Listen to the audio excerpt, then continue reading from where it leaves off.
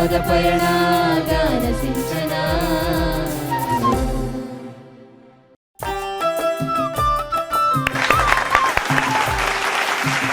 ಗಾನಸಿಂಚನ ಜನಮನದ ಪದಪಯಣ ಕಾರ್ಯಕ್ರಮಕ್ಕೆ ತಮ್ಮೆಲ್ಲರಿಗೂ ಹೃದಯಪೂರ್ವಕವಾದಂತಹ ಸ್ವಾಗತ ಸುಸ್ವಾಗತ. ಈ ಕಾರ್ಯಕ್ರಮದ ತ್ರಿವಳಿ ರತ್ನಗಳನ್ನ ಕಾರ್ಯಕ್ರಮಕ್ಕೆ ಬರ್ಮಾಡ್ಕೊಳ್ಳುವಂತಹ ಸಮಯ. ನಮಸ್ಕಾರ, ಸ್ವಾಗತ ಸುಸ್ವಾಗತ. ಜಾತ್ರೆ ಎನಿಸುತ್ತ ಈ ಒಂದು ಹಾಡನ್ನ ಹಾಡೋದಕ್ಕೆ ಬರ್ತಾ ಇದ್ದಾರೆ ರಮ್ಯಾ.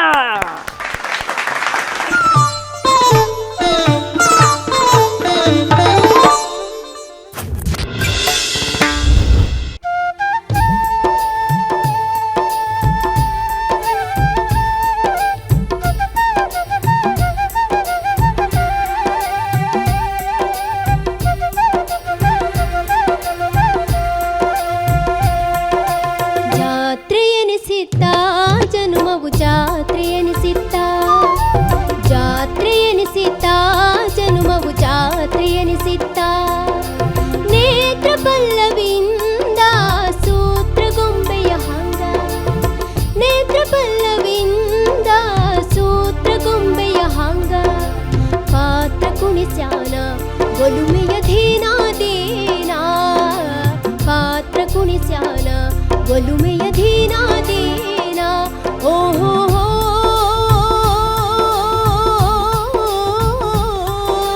ತಂದನ್ನಾನ ತಂದನ್ನಾನ ತಂದನ್ನಾನ ತಂದನ್ನಾನ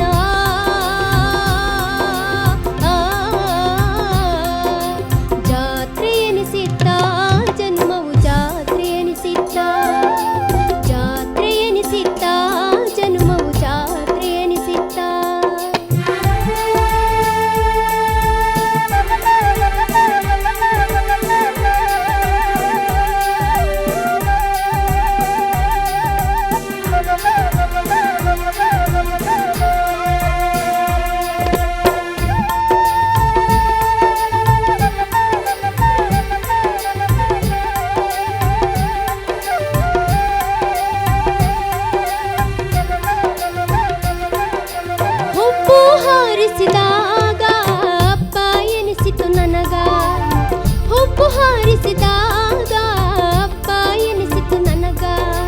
ಹಬ್ಬ ಎನ ಬ್ಯಾಡ ಸಾವಿರ ಕೊಬ್ಬ ನನ್ನನಲ್ಲ, ಹಬ್ಬ ಎನ ಬ್ಯಾಡ ಸಾವಿರ ಕೊಬ್ಬ ನನ್ನನಲ್ಲ. ಓ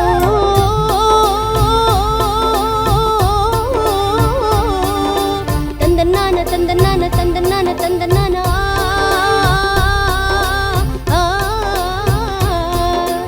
ಜಾತ್ರೆ ಎನಿಸಿತ್ತ ಜನುಮವು ಜಾತ್ರೆ ಎನಿಸಿತ್ತ ಜಾತ್ರೆ ಎನಿಸಿತ್ತ ಜನುಮವು ಜಾತ್ರೆ ಎನಿಸಿತ್ತ ನೇತ್ರ ಪಲ್ಲವಿಯಿಂದ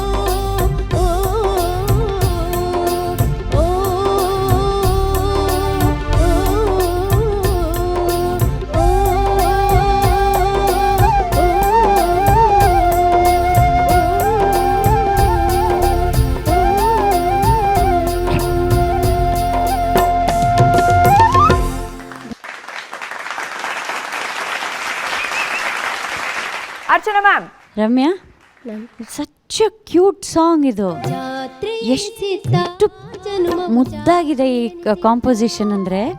ಆಮೇಲೆ ನಿಮ್ಮ ಒಂದು ಕಂಚಿನ ಕಂಠ ಏನಿದೆಯಲ್ಲ, ಆ ಜೋರು ಧ್ವನಿ, ಅದೇ ರಮ್ಯಾನ ಹಾಡಿದಿವತ್ತು ಅಂತ ಅನ್ನಿಸ್ತು ನನಗೆ. ಎಷ್ಟು ಸಾಫ್ಟಾಗಿ, ಎಷ್ಟು ಸ್ವೀಟಾಗಿ ಹಾಡಿದ್ರಿ ಇವತ್ತು. ಹೊಬ್ಬು ಹಾರಿಸಿದಾಗ ಅಬ್ಬ ಎನಿಸಿತು ನನಗ, ಅಬ್ಬ ಎನ ಬ್ಯಾಡ ಸಾವಿರ ಕೊಬ್ಬ ನನ್ನನೆಲ್ಲ. ಭಾಳ ಖುಷಿ ಆಯಿತು ರಮ್ಯಾ.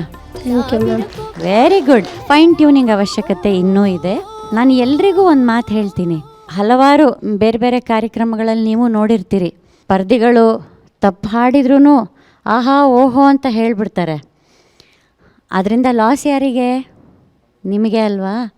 ನಾವು ಈ ಜಾಗದಲ್ಲಿ ಕೂತ ಮೇಲೆ ನಾವು ಕೂಡ ನಮ್ಮ ಕರ್ತವ್ಯ ಮಾಡಬೇಕು. ಇಟ್ಸ್ ನಾಟ್ ದ್ಯಾಟ್ ನಾವು ಪರ್ಫೆಕ್ಟ್ ಅಂತ ಅಲ್ಲ, ನಾವು ಏನೇನು ತಪ್ಪು ಮಾಡ್ತೀವಿ ಅದನ್ನು ನೀವು ಮಾಡಬೇಡಿ ಅಂತ, ನಮ್ಮ ಎಕ್ಸ್ಪೀರಿಯನ್ಸನ್ನು ನಿಮ್ಮ ಜೊತೆ ಶೇರ್ ಮಾಡೋದು.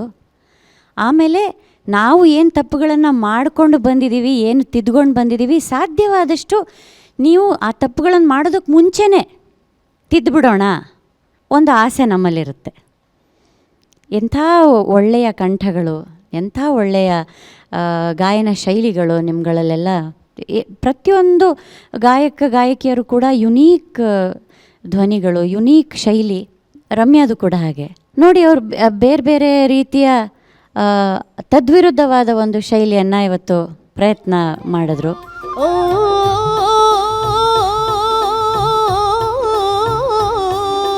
ತಂದನ್ನಾನ ತಂದನ್ನಾನ ತಂದನ್ನಾನ ತಂದನ್ನಾನ. ಎಷ್ಟು ರಿಫ್ರೆಶಿಂಗ್ ಆಗಿತ್ತು ಗೊತ್ತಾ ಈ ಸಾಂಗ್. ಯಾರಮ್ಮ ಇದು ಸಾಹಿತ್ಯ ಸಂಗೀತ ಎಲ್ಲ? ರಚನೆ ದರಾ ಬೇಂದ್ರೆ ಅವ್ರದ್ದು. ವಾ ವಾ ವಾ ವಾ ವಾ. ಸಂಗೀತ ರಾಜು ಅನಂತಸ್ವಾಮಿ ಅವ್ರದ್ದು. ಅರೆ ವಾ. ಇದು ನಾನು ಅಷ್ಟು ವರ್ಷಗಳ ಕಾಲ ರಾಜು ಅವರ ಜೊತೆ ಒಡನಾಡಿದ್ದೀನಿ. ಈ ಟ್ಯೂನ್ ನಾನು ಕೇಳಿರಲಿಲ್ಲ. Thank you. ಈ ಟ್ಯೂನನ್ನು ಈ ವೇದಿಕೆಗೆ ಪರಿಚಯಿಸಿದ್ದಕ್ಕೆ ನಾನು ಕಲ್ತ್ಕೋಬೇಕು ಈ ಹಾಡು. ತುಂಬ ಸುಂದರವಾದ ಹಾಡು. ನಿಮ್ಮ ಆ ಆಲಾಪೆಲ್ಲ ಮಾಡಿದ್ರಲ್ಲ, ಎಷ್ಟು ಸುಂದರವಾಗಿ ಮಾಡಿದ್ರಿ ಗೊತ್ತಾ. ಅದು ಆ್ಯಕ್ಚುಲಿ ಕಷ್ಟ ಇದೆ. ಆ ಆಲಾಪ ಒಂದ್ಸಲಿ ಮಾಡಿ ಸರ್. ಕೀಬೋರ್ಡ್ ಕೊಡಿ.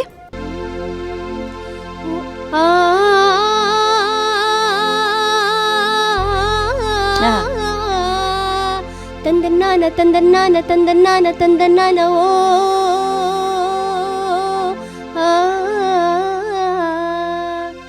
ಇದು ಕಷ್ಟ ಆ್ಯಕ್ಚುಲಿ ಗಂಟ್ಲಲ್ಲಿ ನುಡಿಯೋದು. ತಾಳದ ಜೊತೆಗೆ ಸ್ವಲ್ಪ ಇಲ್ಲ, ಅಲ್ಲಿ ಏನು ತೊಂದರೆ ಆಗಲಿಲ್ಲ.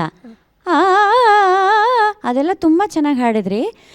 ನಿಮಗೆ ತಾಳದ ಜೊತೆ ಕಷ್ಟ ಆಗಿದ್ದು ವೆರಿ ಫಸ್ಟ್ ಲೈನ್. ಹಾಡಿ ಫಸ್ಟ್ ಲೈನು. ಜಾತ್ರೆ ಎನಿಸಿತಾ ಅಲ್ಲಿ ಅದನ್ನು ಇನ್ನೊಂದು ಸ್ವಲ್ಪ ಕ್ರಿಸ್ಪ್ ಮಾಡ್ಕೊಂಡಿದ್ದಿದ್ರೆ, ಸ್ಪೀಡಪ್ ಮಾಡ್ಕೊಂಡಿದ್ದಿದ್ರೆ ನೆಕ್ಸ್ಟ್ ಲೈನ್ ತಾಳಕ್ಕೆ ಕೂರ್ತಿತ್ತು ಬಂದು.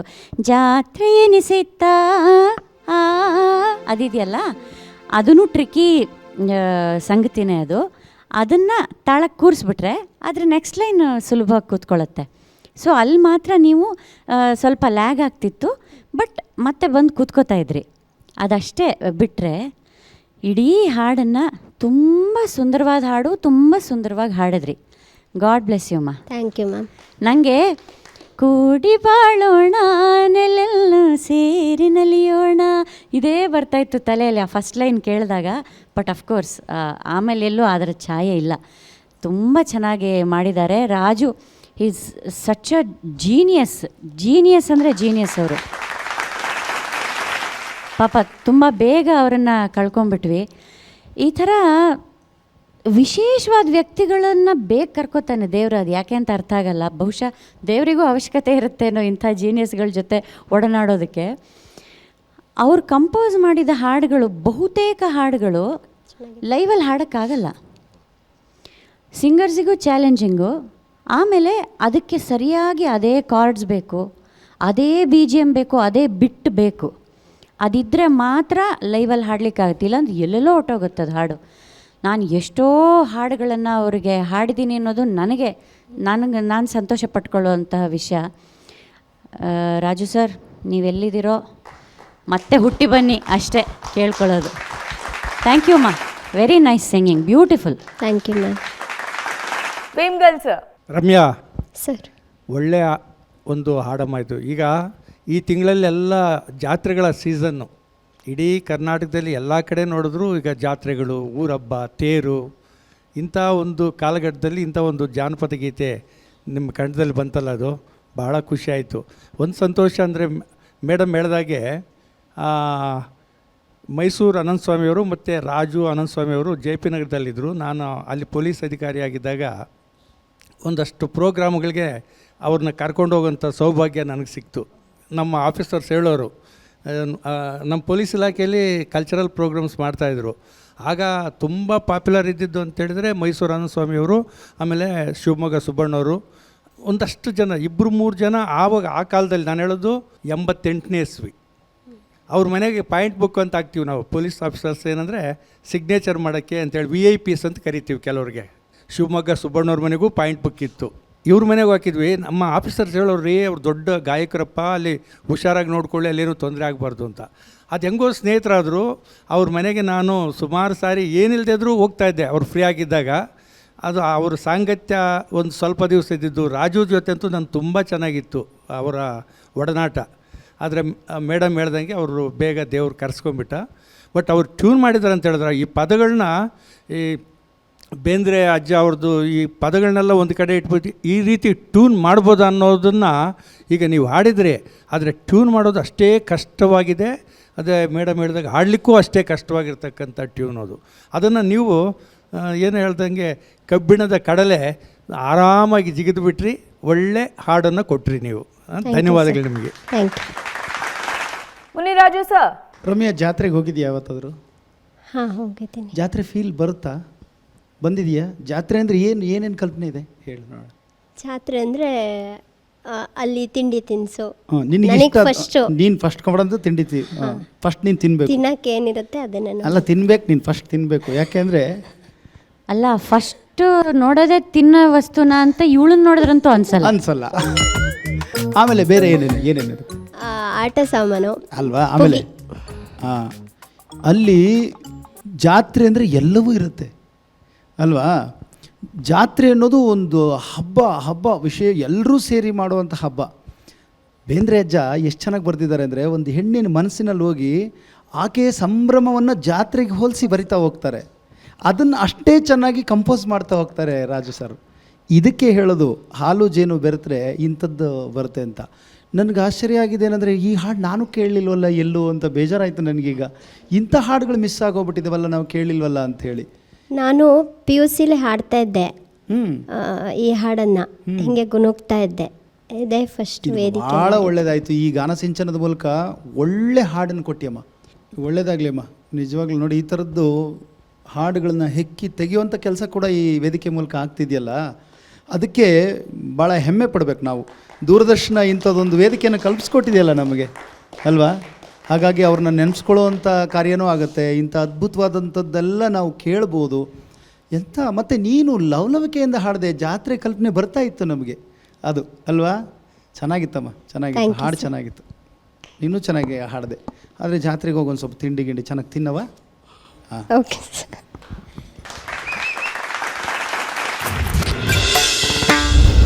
ವಚನವನ್ನ ವೇದಿಕೆ ಮೇಲೆ ತಗೊಂಡು ಬರ್ತಾ ಇದ್ದಾರೆ ಮತಿಕುಂಟೆ ಕೃಷ್ಣ.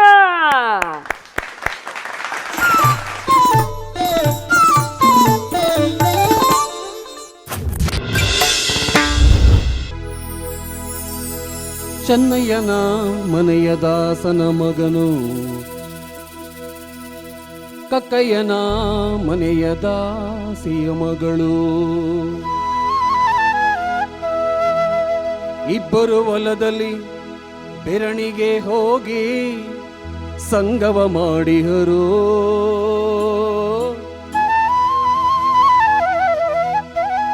ಅವರಿಬ್ಬರಿಗುಟ್ಟಿದ ಮಗನು ನಾನು, ಕೂಡಲ ಸಂಗಮ ದೇವಯ್ಯ.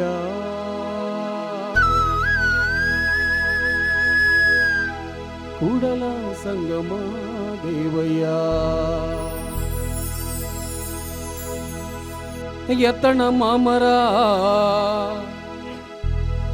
ಆ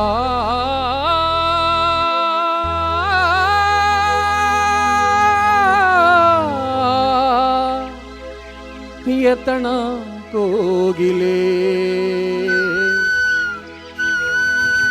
ಎತ್ತಣಿಂದೆತ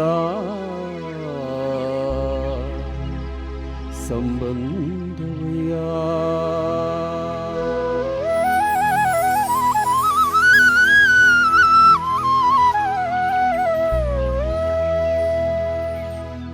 ಎತ್ತಣ ಮಾಮರ ಎತ್ತಣ ಕೋಗಿಲೆ ಎತ್ತಣ ಮಾಮರ ಎತ್ತಣ ಕೋಗಿಲೆ ಎತ್ತಣ ಮಾಮರ ಎತ್ತಣ ಕೋಗಿಲೆ ಎತ್ತಣ ಮಾಮರ ಎತ್ತಣ ಕೋಗಿಲೆ ಎತ್ತಣ ಮಾಮರ ಎತ್ತಣ ಕೋಗಿಲೆ ಎತ್ತಣ ಮಾಮರ ಎತ್ತಣ ಕೋಗಿಲೆ ಎತ್ತಣಿಂದೆತ ಸಂಬಂಧವಯ್ಯ ಎತ್ತಣ ಮಾಮರ ಎತ್ತಣ ಕೋಗಿಲೆ ಎತ್ತಣ ಮಾಮರ ಎತ್ತಣ ಕೋಗಿ ಎತ್ತಣ ಮಾಮರ ಎತ್ತಣ ಕೋಗಿಲೆ ಎತ್ತಣ ಮಾಮರ ಎತ್ತಣ ಕೋಗಿಲೆ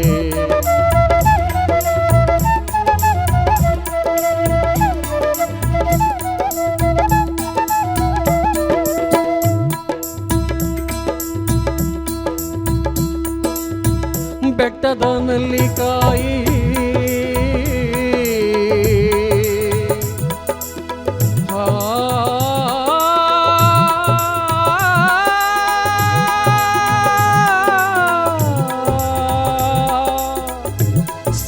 ಸಮುದ್ರೊಳಗಣ ಉಪ್ಪು ಎತ್ತಣಿಂದೆತ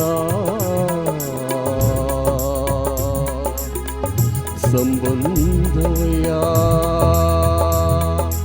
ಎತ್ತಣ ಮಾಮರ ಎತ್ತಣ ಕೋಗಿಲೆ ಎತ್ತಣ ಮಾಮರ ಎತ್ತಣ ಕೋಗಿ ಎತ್ತಣ ಮಾಮರ ಎತ್ತಣ ಕೋಗಿಲೆ ಎತ್ತಣ ಮಾಮರ ಎತ್ತಣ ಕೋಗಿಲೆ ಬೆಟ್ಟದ ನಲ್ಲಿಕಾಯಿ ಸಮುದ್ರೊಳಗಣ ಉಪ್ಪು ಬೆಟ್ಟದ ನಲ್ಲಿಕಾಯಿ ಸಮುದ್ರೊಳಗಣ ಉಪ್ಪು ಎತ್ತಣಿಂದೆತ ಸಂಬಂಧವಯ್ಯ ಎತ್ತಣ ಮಾಮರ ಎತ್ತಣ ಕೋಗಿಲ ಎತ್ತಣ ಮಾಮರ ಎತ್ತಣ ಕೋಗಿಲೆ ಎತ್ತಣ ಮಾಮರ ಎತ್ತಣ ಕೋಗಿಲೆ ಎತ್ತಣ ಮಾಮರ ಎತ್ತಣ ಕೋಗಿಲೆ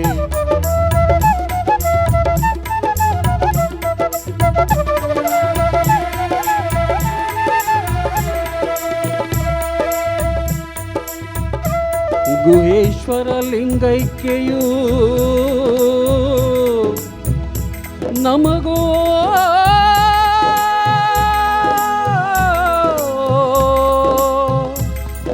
ಎತ್ತಣಿಂದೆತ ಸಂಬಂಧವಯ್ಯ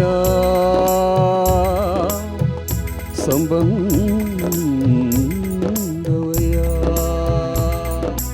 ಎತ್ತಣ ಮಾಮರ ಎತ್ತಣ ಕೋಗಿಲೆ ಎತ್ತಣ ಮಾಮರ ಎತ್ತಣ ಕೋಗಿಲೆ ಎತ್ತಣ ಮಾಮರ ಎತ್ತಣ ಕೋಗಿಲೆ ಎತ್ತಣ ಮಾಮರ ಎತ್ತಣ ಕೋಗಿಲೆ ಎತ್ತಣ ಮಾಮರ ಎತ್ತಣ ಕೋಗಿಲೆ ಎತ್ತಣ ಮಾಮರ ಎತ್ತಣ ಕೋಗಿಲೆ ಎತ್ತಣಿಂದೆತ ಸಂಬಂಧವಯ್ಯ ಎತ್ತಣ ಮಾಮರ ಎತ್ತಣ ಕೋಗಿಲೆ ಎತ್ತಣ ಮಾಮರ ಎತ್ತಣ ಕೋಗಿಲೆ ಎತ್ತಣ ಮಾಮರ ಎತ್ತಣ ಕೋಗಿಲೆ ಎತ್ತಣ ಮಾಮರ ಎತ್ತಣ ಕೋಗಿಲೆ ಎತ್ತಣ ಮಾಮರ ಎತ್ತಣ ಕೋಗಿಲೆ ಎತ್ತಣ ಮಾಮರ ಎತ್ತಣ ಕೋಗಿಲೆ.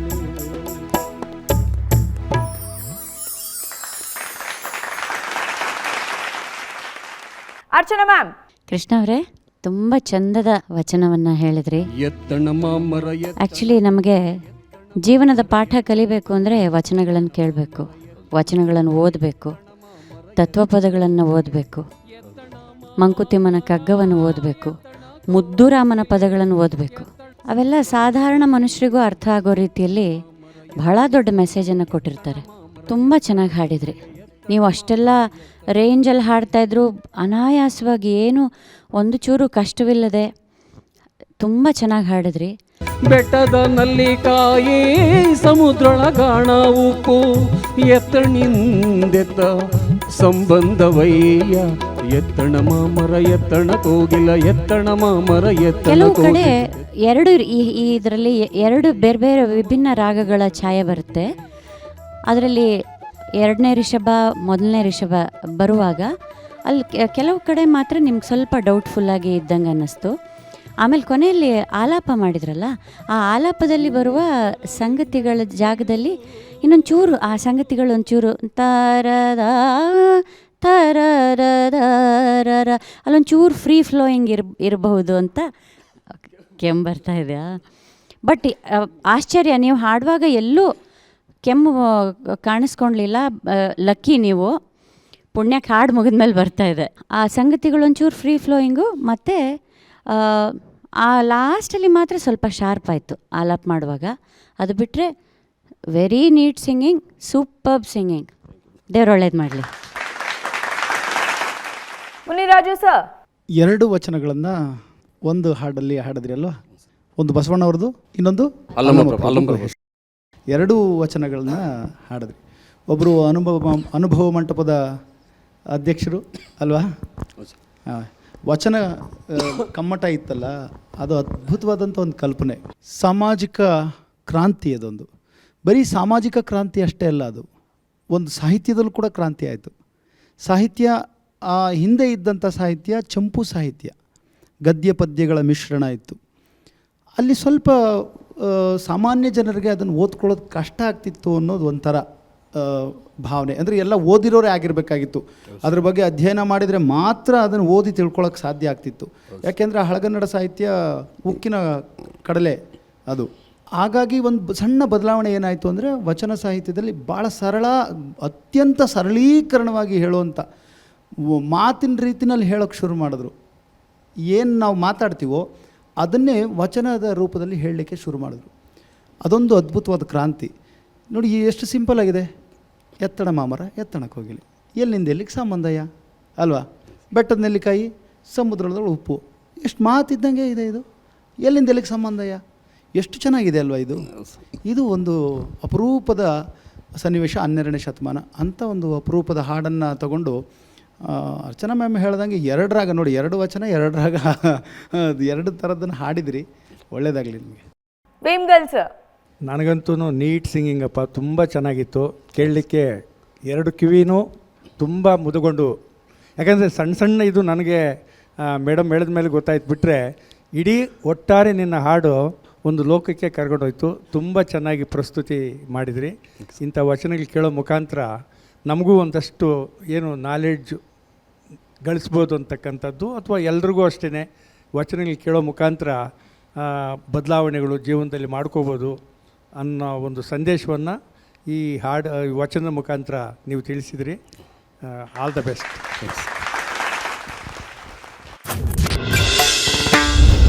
ತಪ್ಪಿ ಹೋಯಿತಲ್ಲೇ ಚುಕ್ಕಿ, ಈ ಒಂದು ಹಾಡನ್ನು ಹಾಡೋದಕ್ಕೆ ಬರ್ತಾ ಇದ್ದಾರೆ ಸುಮಾ.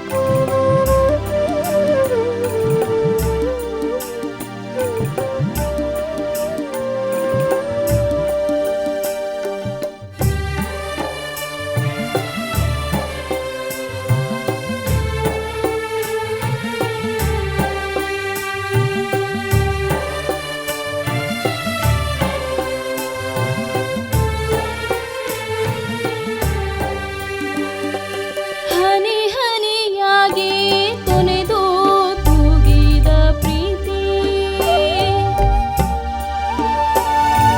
ಹರಿದು ಚೂರಾಯಿತೆ ಎದೆಯ ಒಲವಿನ ಬೀಡು ಹನಿ ಹನಿಯಾಗಿ ಕೊನೆಗೂ ತೂಗಿದ ಪ್ರೀತಿ ಹರಿದು ಚೂರಾಯಿತೆ ಎದೆಯ ಒಲವಿನ ಬೀಡು ರೆಕ್ಕೆ ಬಡಿದೊತ್ತಿ ಎತ್ತಿಕೊಳ್ಳುವ ಹಕ್ಕಿ ಹಾಡಿನ ಜಾಡು ಹಿಡಿಯುತ್ತಾ ನನ್ನ ಪಾಡು ತಪ್ಪಿ ಹೋಯಿತಲ್ಲೇ ಚುಕ್ಕಿ ಬೆಳಕಿನ ಜಾಡು ಇನ್ನಿಲ್ಲವಾಯಿತೆ ಆ ಹಕ್ಕಿ ಹಾಡು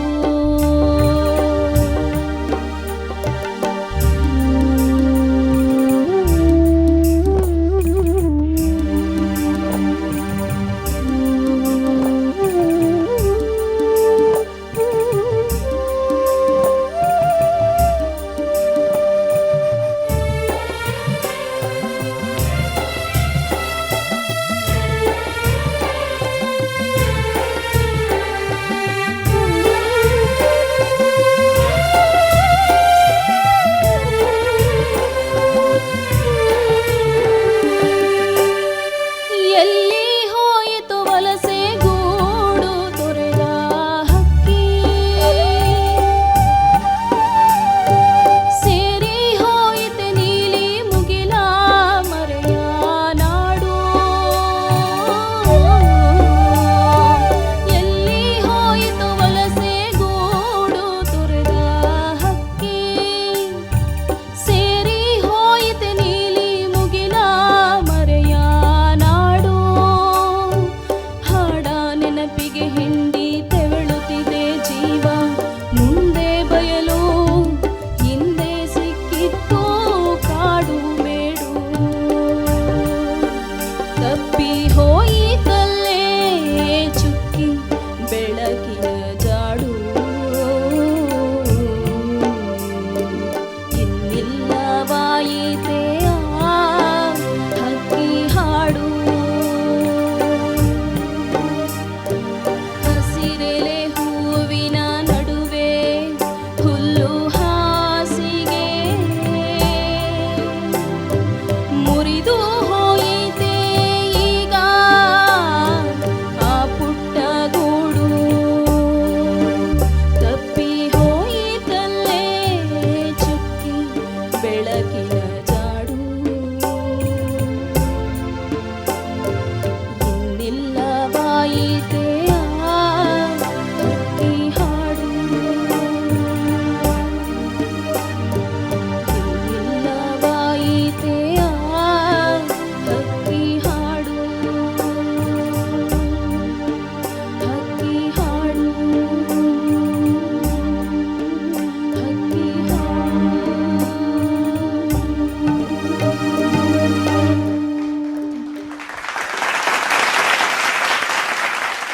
ಅರ್ಚನಾ ಮ್ಯಾಮ್.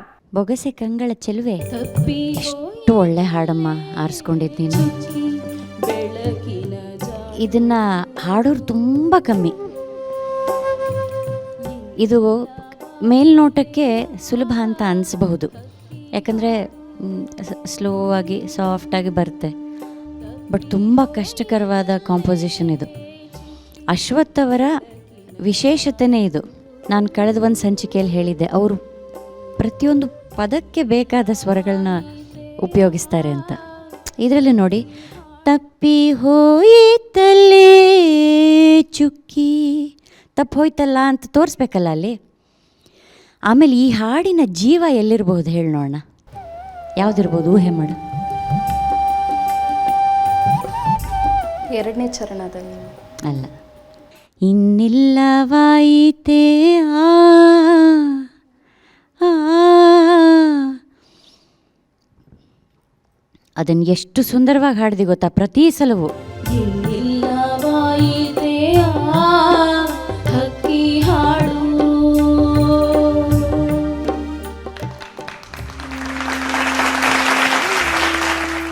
ಅಶ್ವಥ್ ಅವರಿಗೆ ಸಲಾಮ್ ಅಮ್ಮ, ನಿಜವಾಗ್ಲೂ ಸಲಾಮ್. ಎಂಥ ಹಾಡುಗಳನ್ನು ಕೊಟ್ಟಿದ್ದಾರೆ. ಆಮೇಲೆ ಛಾಯಾ ಅವರು ಎಷ್ಟು ಚೆನ್ನಾಗಿ ಹಾಡಿದ್ದಾರೆ ಇದನ್ನು. ಒಂಥರ ಹಕ್ಕಿ ಕೋಗಿಲೆಯ ಕಂಠವೇ ಅವ್ರದ್ದು. ಆಮೇಲೆ ಬಹಳಷ್ಟು ಜನಕ್ಕೆ ಒಂದು ಏಜಿನ ನಂತರ ಧ್ವನಿ ಸ್ವಲ್ಪ ಬದಲಾಗತ್ತೆ. ಛಾಯಾ ಅವರ ಧ್ವನಿ ಮತ್ತು ರತ್ನಮಾಲಾ ಅವರ ಧ್ವನಿ ಈಗಲೂ ಹಾಗೇ ಇದೆ. ಅದೇ ಫ್ರೆಶ್ನೆಸ್ಸು, ಅದೇ ತೀಕ್ಷ್ಣತೆ. ಅವರಿಗೆಲ್ಲ ನಿಜವಾಗ್ಲೂ ಹ್ಯಾಟ್ಸ್ ಆಫ್ ಹೇಳಬೇಕು. ತುಂಬ ಸುಂದರವಾಗಿ ಹಾಡಿದೆ ಅಮ್ಮ. ಪ್ರತಿಯೊಂದು ಆ ಸೂಕ್ಷ್ಮತೆಗಳನ್ನು, ಆ ಪ್ರತಿಯೊಂದು ಭಾವ, ಈ ಹಾಡಿನ ಜೀವವೇ ಭಾವ. ಇದರಲ್ಲಿ ಹೆಚ್ಚು ಏನು ತುಂಬ ಓ ಮೈ ಗಾಡ್ ಅನ್ನೋ ಥರದ ಸಂಗತಿಗಳೆಲ್ಲೂ ಇಲ್ಲ. ಆದರೆ ಇದಕ್ಕೆ ಜೀವ ತುಂಬೋದೇ ಭಾವ. ಆ ಭಾವವನ್ನು ಚೆನ್ನಾಗಿ ತುಂಬಿ ಹಾಡಿದೆಯಮ್ಮ. ಮುರಿದು ಹೋಯಿತೆ ಈಗ ಆ ಪುಟ್ಟ ಗೂಡು, ತಪ್ಪಿ ಹೋಯಿತಲ್ಲೇ ಚುಕ್ಕಿ ಬೆಳಗಿನ ಜಾಡು. ಆಮೇಲೆ ಇನ್ನೊಂದು ಚರಣದಲ್ಲಿ ಒಂದು ಜಾಗ ಇನ್ನೊಂದು ಸ್ವಲ್ಪ ಪಕ್ವವಾಗಿ ಬರಬಹುದಿತ್ತು ಅಂತ ಅನ್ನಿಸ್ತು. ಚರಣದ 3ನೇ ಸಾಲು ಹಾಡು.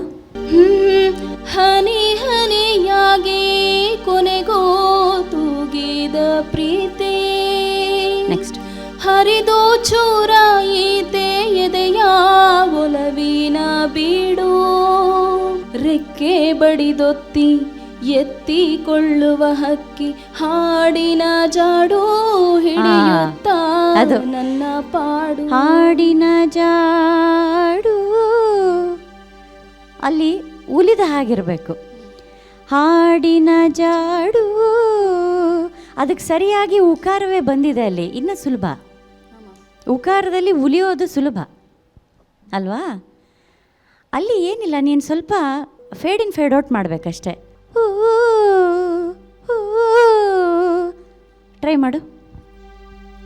ಹಾಡಿನ ಜಾಡು ಹಿಡಿಯುತ್ತಾ ಅದನ್ನ ಸಾಫ್ಟ್ ಆಗಿ ಬರಬೇಕು. ಅದನ್ನ ಆ ಫೇಡ್ ಇನ್ ಫೇಡ್ ಔಟ್ ಸ್ವಲ್ಪ ಅಭ್ಯಾಸ ಮಾಡ್ಕೋ. ಬಟ್ ಅದರ್ವೈಸ್ ತುಂಬ ಚೆನ್ನಾಗಿತ್ತು. ಒಳ್ಳೆಯದಾಗಲಿ. ಪರ್ಸ್ನಲಿ ನನಗೆ ಈ ಹಾಡು ತುಂಬ ಇಷ್ಟ ಮ್ಯಾಮ್. ನನಗೂ ತುಂಬ ಇಷ್ಟ ಅಮ್ಮ. ತುಂಬ ಚಂದದ ಹಾಡಿದು. ಸೊ ಇದನ್ನು ಇನ್ನು ಚೆನ್ನಾಗಿ ಅಭ್ಯಾಸ ಮಾಡ್ಕೊ. ಸುಮಾ, ಒಳ್ಳೆ ಸಾಹಿತ್ಯ, ಒಳ್ಳೆ ಗಂಟೆ ನಾದ ಇದೆ. ಒಂದೊಂದು ಶಬ್ದಗಳಲ್ಲಿನೂ ಒಂದು ಗಂಟೆ ನಾದ ಹೊಮ್ಮದಾಗಿದೆ ಹಾಡು. ಅಷ್ಟೇ ಸೊಗಸಾಗಿ ನೀವು ಈ ವೇದಿಕೆಯಲ್ಲಿ ಹಾಡಿದ್ರದು. ಒಳ್ಳೆ ಪ್ರಸ್ತುತಿ, ಒಳ್ಳೆ ಗಾಯನ, ಒಳ್ಳೆ ಸಿರಿಕಂಠ ನಿಮ್ಮದು ಈ ಸಂಚಿಕೆಯಲ್ಲಿ. ದೇವರು ಒಳ್ಳೇದು ಮಾಡಲಮ್ಮ ನಿಮಗೆ. ಮುನಿರಾಜು ಸರ್, ಹಾಡಿನ ಭಾವನೆಗಳನ್ನು ಅರ್ಥ ಮಾಡಿಕೊಂಡು ಹಾಡಿದ್ರೆ ಈ ರೀತಿಯ ಹಾಡುಗಳು ಹೊರಹೊಮ್ಮುತ್ತವೆ ಅಲ್ವಾ? ಏನು ಅರ್ಥ ಮಾಡ್ಕೊಂಡಿದ್ರಿ ಈ ಸಾಹಿತ್ಯನ ನೀವು? ನಾನು ಮೊದಲು ಅರ್ಥ ಮಾಡ್ಕೊಂಡಿದ್ದು ಬೇರೆ ಸರ್. ಅಂದರೆ ಪ್ರಕೃತಿ ಬಗ್ಗೆನೇನೋ ಅಂತ ಅರ್ಥ ಮಾಡ್ಕೊಂಡಿದ್ದೆ. ಬಟ್ ಅಲ್ಲ, ಇದು ಒಬ್ಬ ಸಂಗಾತಿ ಬಿಟ್ಟು ಹೋದಾಗ ಹೇಳೋವಂಥ, ಫೀಲ್ ಆಗಿ ಆಡುವಂಥ ಒಂದು ಹಾಡು ಅಂತ ಅರ್ಥ ಮಾಡಿ. ಹೋಲಿಕೆ ಹಕ್ಕಿಗೂಡಿಗೆ ಹೋಲಿಕೆ ಮಾಡಿದ್ದಾರೆ ಅಂತ, ಹೌದಲ್ಲ? ಕಂಪ್ಯಾರಿಸನ್ ಚೆನ್ನಾಗಿದೆ ಅಲ್ವಾ? ಈ ದೃಷ್ಟಿಲೂ ನೋಡ್ಬೋದು ಅಲ್ವಾ? ಒಬ್ಬ ಕವಿ ಒಂದು ಹಕ್ಕಿಗೂಡನ್ನು ಸೂಕ್ಷ್ಮ ಗಮನಿಸುವಂಥ ವ್ಯಕ್ತಿ ಆಗಿರೋದ್ರಿಂದ, ಏಕೆಂದರೆ ಪ್ರಕೃತಿಯನ್ನು ಬಹಳ ಸೂಕ್ಷ್ಮವಾಗಿ ಗಮನ ಮಾಡೋದು ಕವಿಗಳು. ಬಹಳ ನಾವು ರವಿ ಕಾಣದನ್ನು ಕವಿ ಕಂಡ ಅಂತ ಹೇಳ್ತೀವಲ್ಲ, ಹಾಗೆ ಪ್ರತಿಯೊಂದು ಸಾಲಿನಲ್ಲೂ ಒಂದು ವಿಶೇಷವಾದ ಅರ್ಥ ಹುಡುಕ್ತಾ ಹೋಗ್ಬೋದು. ನೀವು ಹೇಳ್ದಂಗೆ ವಿರಹನೂ ಇರ್ಬೋದು, ಇಲ್ಲ ಒಂದು ಹಕ್ಕಿಗೂಡನ್ನು ಅವರು ಪ್ರತಿದಿನ ಗಮನಿಸಿ ಅದು ಹೋಯ್ತಲ್ಲ, ಎಲ್ಲೋ ಹೋಗ್ಬಿಡ್ತಲ್ಲ, ಮಾಯ ಆಗಿಬಿಡ್ತಲ್ಲ, ನಮ್ಮ ಕಣ್ಣು ಕಾಣದೆ ಹೋಗ್ಬಿಡ್ತಲ್ಲ ಅನ್ನೋ ಭಾವನೆ ಕೂಡ ಇರ್ಬೋದು. ದೇಶ್ ಕುಲಕರ್ಣಿಯವರು ಯಾವ ಇದರಲ್ಲಿ ಬರೆದಿದ್ದಾರೋ ಗೊತ್ತಿಲ್ಲ, ಆದರೆ ಈ ಅದ್ಭುತವಾದಂಥ ರಾಗ ಸಂಯೋಜನೆ ಮೂಲಕ ಒಂದು ಭಾವನೆಯನ್ನು ವ್ಯಕ್ತಪಡಿಸಲಿಕ್ಕೆ ಸಾಧ್ಯ ಆದ್ದು ಅಶ್ವಥ್ರವರ ಸಂಯೋಜನೆ ಮೂಲಕ ಅಲ್ವಾ? ಆ ಹಾಡು ಕಾಡ್ತಾ ಇರುತ್ತೆ, ಕೆಲವೆಲ್ಲ ಹಾಡುಗಳು ಕಾಡ್ತಾ ಇರ್ತವೆ. ಕೆಲವು ಸರಿ ಭಾವಗೀತೆಗಳಿಗೆ ಅರ್ಥವನ್ನು ಮತ್ತು ಭಾವನೆಗಳನ್ನು ಕೆದಕ್ತಾ ಹೋದಾಗ ವಿಶೇಷ ಅರ್ಥಗಳೆಲ್ಲ ಬರ್ತಾ ಹೋಗ್ತವೆ. ಸೊ ಅರ್ಥ ಮಾಡ್ಕೊಂಡು ತುಂಬ ಚೆನ್ನಾಗಿ ಅರ್ಥ ಮಾಡಿಕೊಂಡು ಹಾಡಿದಿರಿ, ಒಳ್ಳೆಯದಾಗಲಿ. ಆಮೇಲೆ ನೀವು ಹೇಗೆ ಕಾಣ್ತಾ ಇದ್ದೀರಿ ಅಂತಂದರೆ ಇದನ್ನು ಹಾಡುಗಾರಿಕೆ ಬಿಟ್ಟು ಹೇಳ್ತಾ ಇರೋದು, ಸಾಕ್ಷಾತ್ ಲಕ್ಷ್ಮಿ ಥರ ಕಾಣ್ತೀರಿ thank you sir, thank you so ಅಲ್ವಾ? ಮಚ್. ಕಮಲದ ಮೊಗದೊಳ್ಳೆ ಕಮಲದ ಕಣ್ಣೊಳ್ಳೆ ಅಲ್ವಾ? Thank you, ಒಂದು ಕಮಲ ಕೈಲಿ ಕೊಟ್ಟು ನಿಲ್ಲಿಸ್ಬಿಟ್ರೆ, ಒಂದು ಕಿರೀಟ ಇಟ್ಟರೆ ಸಾಕ್ಷಾತ್ ಲಕ್ಷ್ಮಿ ಥರ ಕಾಣ್ತೀರಿ. ಭಾವನೆ ಅಂತೂ ಚೆನ್ನಾಗಿತ್ತಮ್ಮ, ತುಂಬ ಚೆನ್ನಾಗಿ ಅನುಭವಿಸಿ ಹಾಡಿದ್ರಿ, ಒಳ್ಳೆಯದಾಗಲಿ. Thank you sir. ಗಾನ ಮುಗಿಸಿದ ಗಾನಗಾರುಡಿಗ ಅಂತ ಹಾಡೋದಕ್ಕೆ ಬರ್ತಾ ಇದ್ದಾರೆ ಮಾರಣ್ಣ ಆನ್ ಸ್ಟೇಜ್ ಪ್ಲೀಸ್.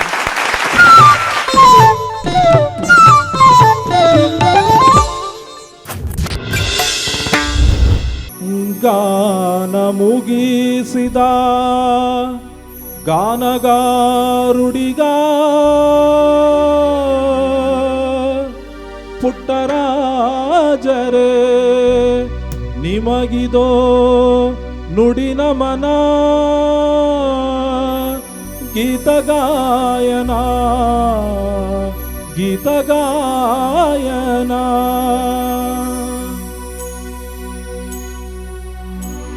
ಗಾನ ಮುಗಿಸಿದ ಗಾನಗಾರುಡಿಗ ಪುಟ್ಟರಾಜರೇ ನಿಮಗಿದೋ ನುಡಿ ನಮನ, ಗೀತಗಾಯನ ಗೀತಗಾಯನ.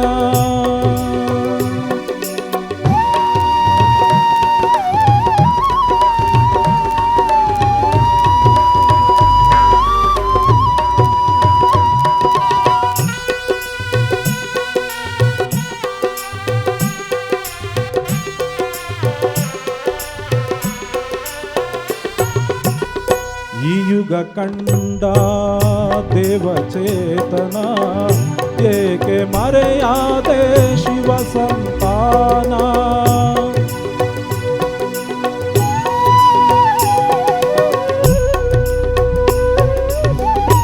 ಈ ಯುಗ ಕಂಡ ದೇವಚೇತನ, ಏಕೆ ಮರೆಯಾದೆ ಶಿವ ಸಂತಾನ.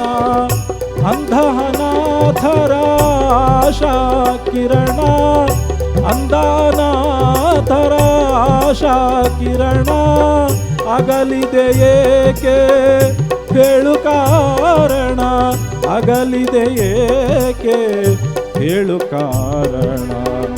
ಗಾನ ಮುಗಿಸಿದ ಗಾನಗಾರುಡಿಗ ಪುಟ್ಟರಾಜರೇ ನಿಮಗಿದೋ ನುಡಿ ನಮನ, ಗೀತಗಾಯನ ಗೀತಗಾಯನ ಗೀತಗಾಯನ.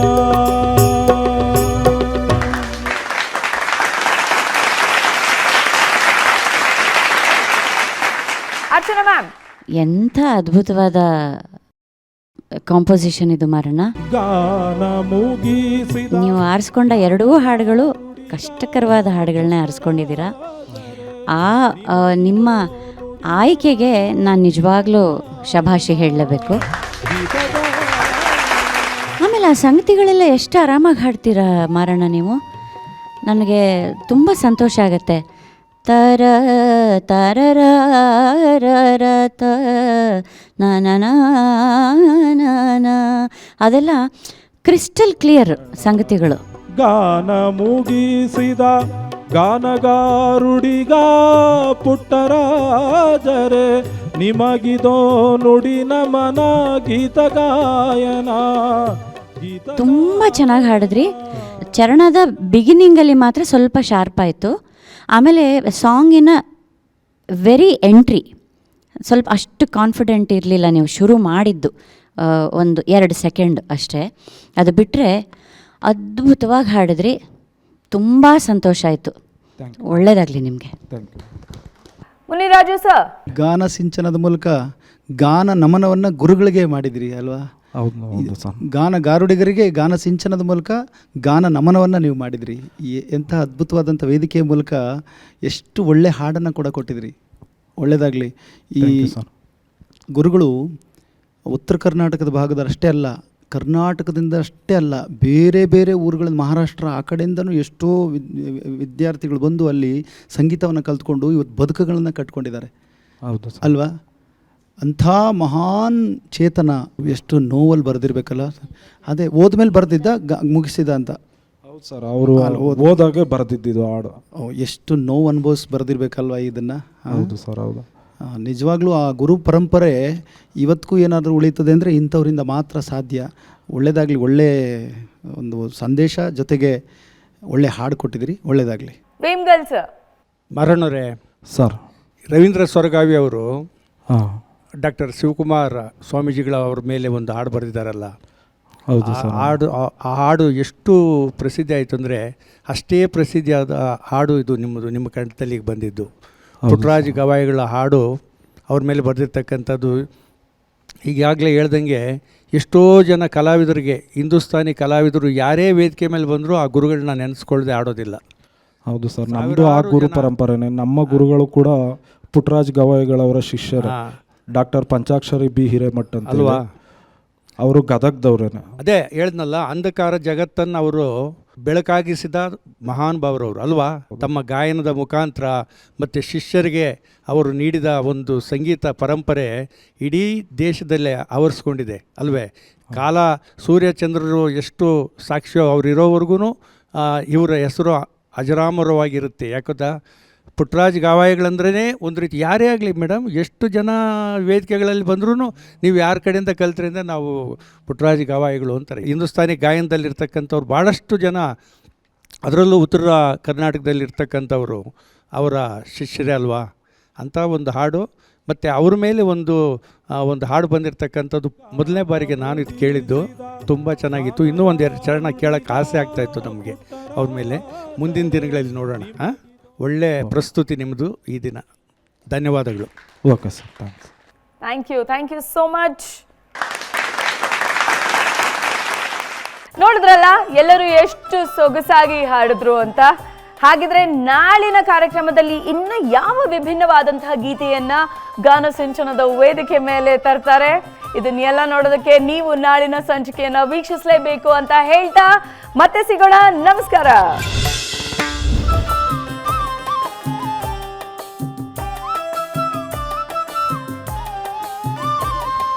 ಕನ್ನಡದ ಹಕ್ಕಿಗಳ ಕುಹು ಕುಹುಗಾನ, ಜನಮನದ ಪದ ಪಯಣ ಗಾನ ಸಿಂಚನ. ಕನ್ನಡದ ಹಕ್ಕಿಗಳ ಕುಹು ಕುಹುಗಾನ, ಜನಮನದ ಪದ ಪಯಣ ಗಾನ ಸಿಂಚನ. ಜನಪದರ ಅನುಭವದ ಮಧುರಯಾನ, ರಂಗಸುಧಾ ತತ್ವ ಪದದ ಗಾನ ಸಿಂಚನ. ಚಂದನದ ಅಂಗಳದಿ ಗೀತ ಚಾರಣ, ಭಾವ ಧ್ಯಾನ ಸಿನಿಗಾನ ಗಾನ ಸಿಂಚನ. ಚಂದನದ ಅಂಗಳದಿ ಗೀತ ಚಾರಣ, ಭಾವ ಧ್ಯಾನ ಸಿನಿಗಾನ ಗಾನ ಸಿಂಚನ.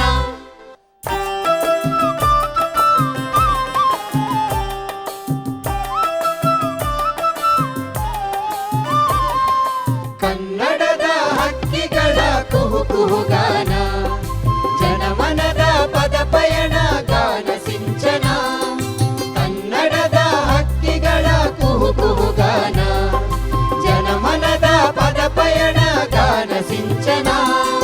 ಜನಪದರ ಅನುಭವದ ಮಧುರಯಾನ, ರಂಗಸುಧಾ ತತ್ವ ಪದದ ಗಾನ ಸಿಂಚನ.